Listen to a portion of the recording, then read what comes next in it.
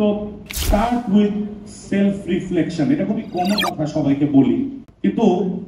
এখানে একটা সুন্দর বই আছে, so good they can't ignore you, Cal নিউপোর্টের। নিজের প্যাশনটাকে স্কিলে কিভাবে কনভার্ট করা যায়, অথবা যে স্কিলটায় কাজ করতে যাচ্ছেন ওইটা আপনার প্যাশনটাকে আইডেন্টিফাই করে যদি ওইখান থেকে বের করতে পারেন, কিভাবে আপনি একজন আনস্টপেবল মানুষ হয়ে যেতে পারেন, ওই জিনিসটার জন্য আপনার এই বইটা অনেক হেল্প করবে। সবার আগে অবশ্যই এটা ইম্পর্টেন্ট, মার্কেটের স্কোপ কি, কোন কোন জিনিসটায় কাজ করতে চাচ্ছেন, বাট যেটা নিয়ে কাজ করতে চাচ্ছেন ওইটার কিঞ্চিত খিদা যদি আপনার ভিতরে না থাকে,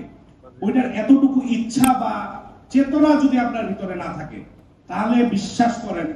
you can not shine here. হ্যাঁ পারবেন, সময় অনেক বেশি লাগবে, লাগ অনেক ভালো লাগবে,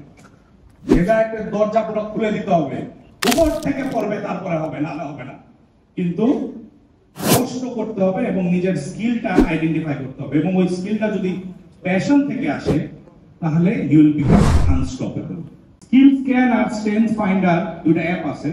আপনি ধরেন ডিসাইড করলেন যে আমি এই স্কিলে মার্কেট প্লেসে কাজ করতে চাই অথবা ক্লায়েন্টদের খুঁজে বের করতে চাই, বিভিন্ন টাইপের এরকম অ্যাপ আছে যেগুলো আপনাদেরকে হেল্প করতে পারে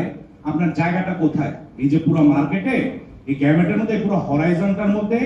আপনার অবস্থানটা কোথায়, এটা আপনাকে বের করতে সাহায্য করবে, যাতে আপনার এক্সপেকটেশন লেভেলটাও কিন্তু যাতে ওইভাবেই থাকে,